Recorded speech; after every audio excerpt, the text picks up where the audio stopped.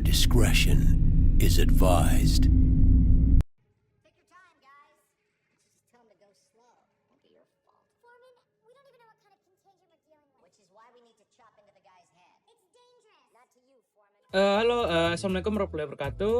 Selamat datang di tugas kami, di mana kami akan menganalisa dari sebuah episode film yang menurut saya salah satu film terbaik untuk misalnya anak kedokteran menonton. Nama filmnya itu House MD.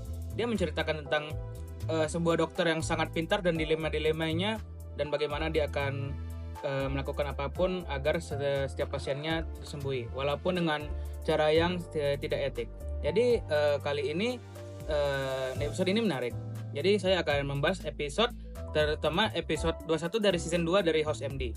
Ya, berjudulnya apa? Judulnya Euphoria Part 2. Karena kita akan mengambil part 2 dari part 1 kemarin. Part 1 kemarin ini dia menceritakan tentang ada salah satu karakter bernama Dr. Foreman. Jadi Dr. Foreman ini nanti dia terinfeksi suatu penyakit yang dia di dalam film itu penyakitnya. Nanti yang poin-poinnya ini kita ambil apa? Jadi kita nanti poinnya seru lah. Karena episode ini emang menegangkan, dari karakter tersebut dia hampir mati karakternya. Habis itu kita juga akan membicarakan gitu apa misalnya seperti syarat dengan dilema etika dan nilai kemanusiaan dalam praktik kedokteran. Jadi kayak apakah ini bisa diaplikasikan di dunia nyata atau malah bahkan nanti malah lebih parah. Bahkan nanti malah melanggar beberapa etika kedokteran yang kita ketahui sebagai umumnya. Yuklah dari situ kita akan mengupas bersama saya dan teman-teman saya di kelompok bioetik tersebut. Nanti kita akan kupas bersama dan akan kita bahas bersama. I need a bone saw. I'm sorry. I wish I could. I just want a little tiny slice of this guy's. Episode ini berfokus kepada Dr. Eric Foreman sebagai anggota tim House yang tiba-tiba jatuh sakit dengan gejala misterius yang sangat cepat memburuk. Di mana sebelumnya terdapat pasien meninggal dengan gejala yang sama, Dr. Foreman menjadi pasien berikutnya. Kondisinya tiba-tiba memburuk dengan mengalami kebutaan yang tidak disadarinya.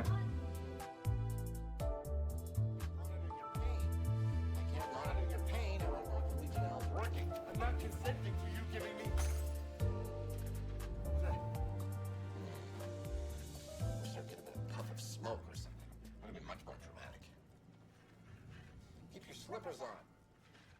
Wouldn't want you to cut your foot. House berusaha melakukan prosedur radikal untuk menyelamatkan Foreman, termasuk menginfeksi tikus peliharaan dengan penyakit yang sama untuk bahan penelitian.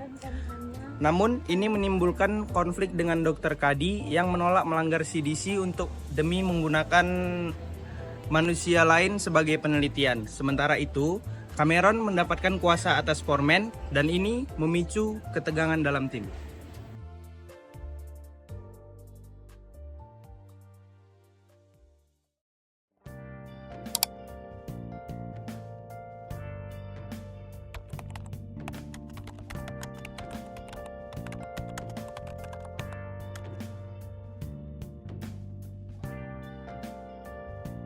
Ini menghadirkan beberapa dilema etika penting yang sering dihadapi dari dunia medis.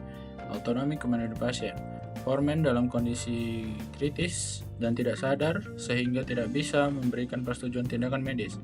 Kuasa medis diberikan kepada Cameron yang harus membuat keputusan sulit tanpa persetujuan langsung dari Foreman. Ini menimbulkan pertanyaan, sejauh mana dokter boleh mengambil keputusan tanpa persetujuan pasien?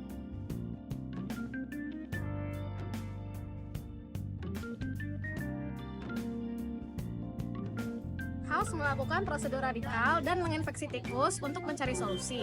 Namun, hal ini sangat berisiko besar, dan tindakan ini sebenarnya dilakukan untuk menyelamatkan pasien. Namun, di satu sisi, hal ini juga berpotensi untuk membahayakan pasien. Disinilah ketegangan antara menyelamatkan pasien dan tidak mencelakai pasien sangat terasa.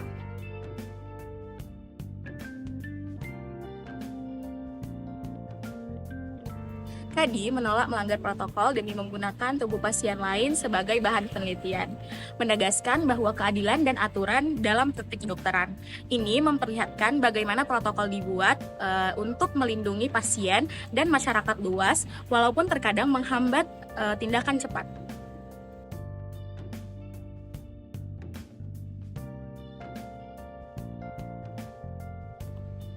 Ketegangan antara House dan Cameron memperlihatkan beban psikologis yang dialami oleh dokter saat menghadapi dilema etika.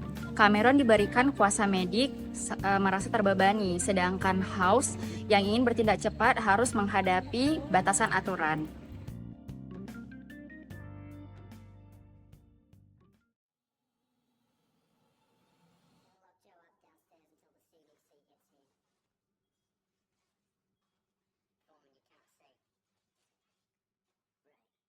Dari episode ini kita belajar bahwa kedokteran bukan hanya soal ilmu dan teknologi saja, tapi juga tentang kemanusiaan. Adapun beberapa pelajaran penting bagi kita yaitu yang pertama, empati dan martabat pasien. Forma yang buta tanpa sadar menggambarkan bagaimana pasien bisa kehilangan kontrol atas tubuh dan hidupnya.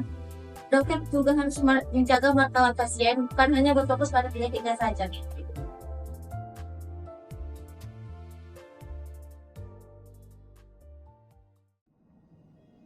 The answer is listeria. I'm starting you at happened yet. You're basing listeria on the test being negative and you're at being healthy. The fact that Legionnaires is helping you. But the medicine you want to give me will play into that. Yeah. And if it's not listeria, all the gent will do. Lalu yang kedua ada komunikasi dan kepercayaan. Konflik dalam tim menunjukkan pentingnya komunikasi yang terbuka dan juga kepercayaan antar sesama tim medis untuk mengambil keputusan yang terbaik. Lalu yang terakhir ada beban emosional tenaga medis. Episode ini menunjukkan bahwa dokter juga manusia yang menghadapi tekanan yang berat, terutama saat harus membuat keputusan hidup dan mati.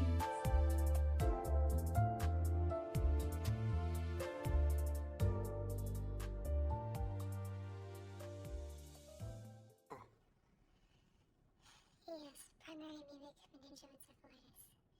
It's a parasite that goes through the nose and migrates into the brain where it feeds on brain cells. Pada episode Euforia Part 2, mengajarkan kita bahwa di dunia kedokteran, etika dan humaniora adalah fondasi yang tidak boleh diabaikan.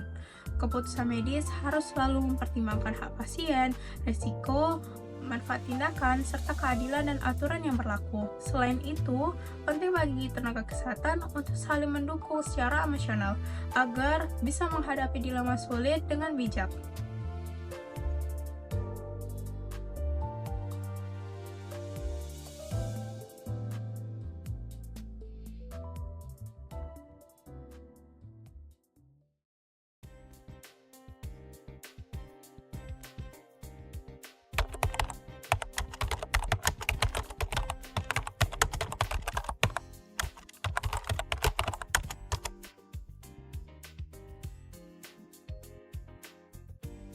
Guys, Assalamualaikum warahmatullahi wabarakatuh. Nama saya Muhammad Kelapis. Jadi saya ingin memberi pendapat dan refleksi diri juga dari video dan proses pembuatannya. Selaku saya adalah juga ketua dan editor utama dari video ini dan kelompok ini. Menurut saya, Dr. House itu adalah orang yang terlalu berani mengambil risiko. Mengapa saya bilang begitu? Karena Dr. House itu rela melakukan segala cara, baik yang etis ataupun bahkan sampai tidak etis, untuk menyelamatkan teman sejawatnya, itu Dr. Foreman. Menurut saya sebagai dokter kita harus melakukan dengan cara yang sebaik-baiknya dan seaman mungkin agar tidak mematikan orang lain atau menghindari risiko yang kita tidak inginkan. Untuk teman-teman saya juga sudah bekerja dengan baik, semuanya kompak dan semuanya sangat semangat untuk melakukan tugas ini. Selama saya mengerjakan tugas ini, saya tertarik bisa menganalisis langsung penerapan etika kedokteran dalam kasus kompleks. Kendala yang saya alami adalah menilai secara objektif tindakan medis yang bercampur dengan emosi dan tekanan situasi. Dari kasus ini, saya belajar bahwa keputusan medis harus tetap berpijak pada prinsip etika, terutama otonomi pasien dan kejujuran. Kedepannya, saya ingin lebih bijak dan reflektif dalam menghadapi dilema etik di dunia klinik. Assalamualaikum warahmatullahi wabarakatuh. Perkenalkan, nama saya Alia Mutiara Ade. Di sini refleksi yang dapat saya ambil yaitu bagaimana bekerja sama dengan kelompok, lalu juga dari isi teks tersebut kita bisa mengambil bagaimana bertanggung jawab kepada pasien dan etika yang dapat kita bagaimana etika yang dapat kita sampaikan kepada pasien. Terima kasih.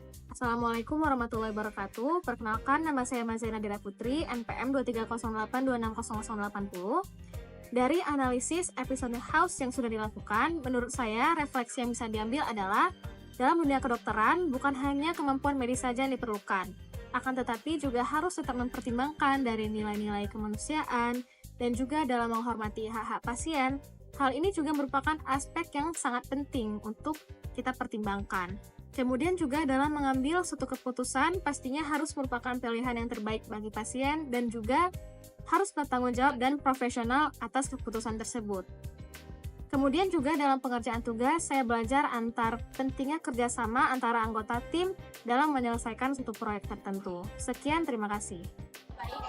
Selama ini menjalankan tugas ini, saya menemukan hal-hal menarik bagaimana dalam kesehatan menghadapi situasi sulit yang menentukan kehidupan. Namun, tetap harus etis. Saya melihat betul pentingnya menjaga keseimbangan antara logika medis dan nilai-nilai kemanusiaan. Dari proses ini, saya belajar bahwa profesionalisme dan program yang menjaga kesehatan tapi juga keberanian untuk bersikap adil, menghormati hak pasien, dan bertindak dengan hati dalam situasi penuh tekanan. Dari pengalaman ini, saya belajar bahwa kerjasama tim bukan hanya soal membagi tugas, tapi juga soal menjaga komunikasi dan saling mendukung agar setiap anggota berkembang bersama. Meskipun bekerja secara kelompok, tetapi anggota tetap bertanggung jawab atas tugas yang dibagi. Episode ini membuka pandangan saya tentang betapa kompleksnya dunia medis, di mana ketika Dr. Forman sendiri menjadi pasien, saya melihat sisi lain dari seorang dokter, seperti rasa takut, panik, dan ketidakberdayaan dalam menghadapi keadaan yang terjadi. Saya belajar bahwa menjadi tenaga medis tidak hanya soal ilmu dan prosedur, tapi juga tentang menghadapi tekanan emosional, membuat keputusan cepat, dan tetap menjaga rasa empati kepada pasien. Kisah ini menyadarkan saya bahwa di balik jas putih, ada manusia yang juga bisa rapuh. Namun justru dari keresahan ini, muncul keberanian dan keteguhan hati, sehingga menginspirasi saya untuk lebih siap mental dan emosional jika suatu saat menghadapi situasi yang serupa. Baik, kurang lebih itu adalah akhir dari video kami. Jikalau kami ada salah kata, mohon maaf, dan akan saya tutup dengan wassalamualaikum warahmatullahi wabarakatuh, dan jangan lupa nonton video saya yang lain juga.